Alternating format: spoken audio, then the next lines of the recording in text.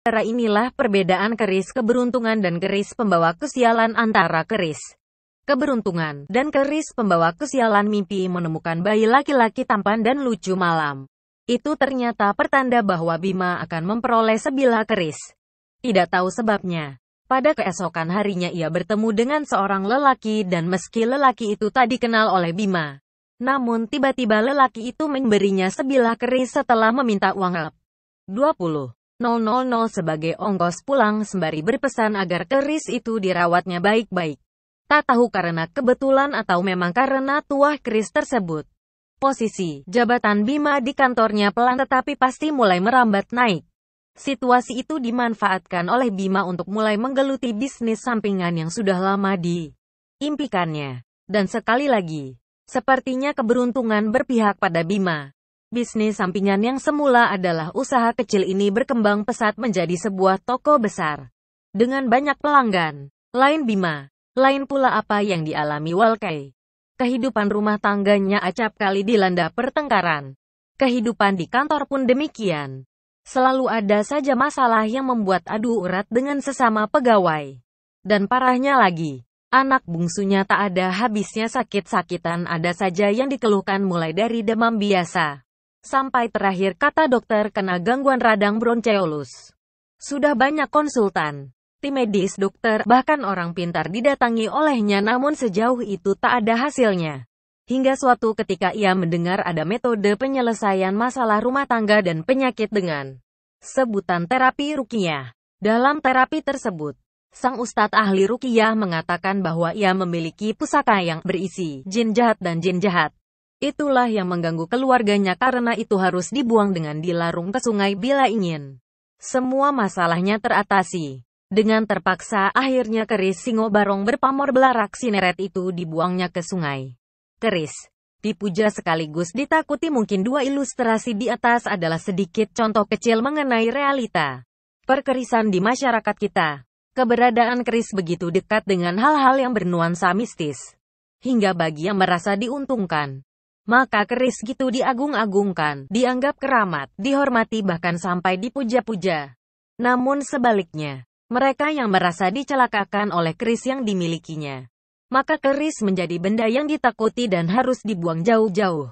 Sayang sekali, karena minimnya apresiasi dan pengetahuan masyarakat terhadap keris sebagai salah satu benda cagar budaya yang harus dilindungi, keberadaannya membuat masyarakat menelan begitu saja perintah orang-orang yang dianggap paham agar membuang keris yang dimilikinya ke sungai atau ke laut.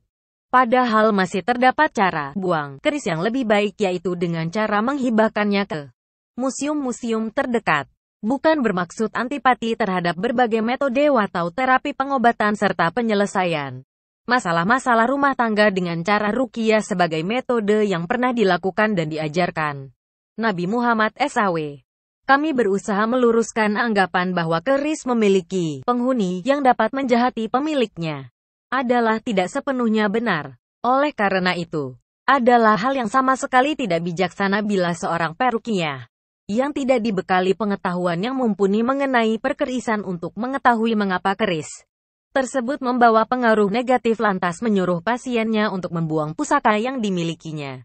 Karena pusaka-pusaka tersebut dianggap didiami makhluk jahat yang mengganggu pemiliknya, sebab sebenarnya bisa jadi efek tersebut muncul karena adanya ketidakcocokan antara keris dengan sang pemilik sehingga membawa pengaruh buruk, malapetaka, sakit-sakitan hingga kematian. Kisah dari sejarah mencatat bahwa tidak semua keris membawa pengaruh positif bagi pemiliknya, malahan banyak di antaranya yang justru membawa keburukan dan petaka bagi sang pemilik.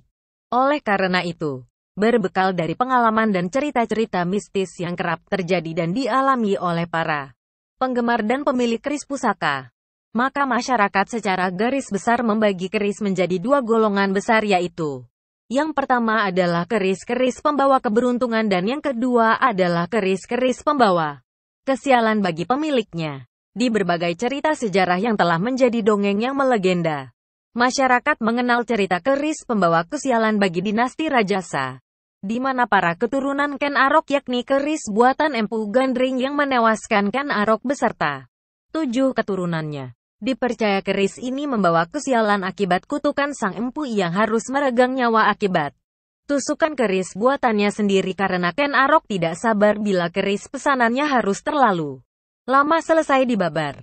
Kemudian sejarah juga mencatat keris Kiai Margopati milik Sunan Amangkurat pertama tahun 1645 sampai tahun 1677 seorang raja dinasti Mataram Islam sebagai salah satu keris pembawa petaka.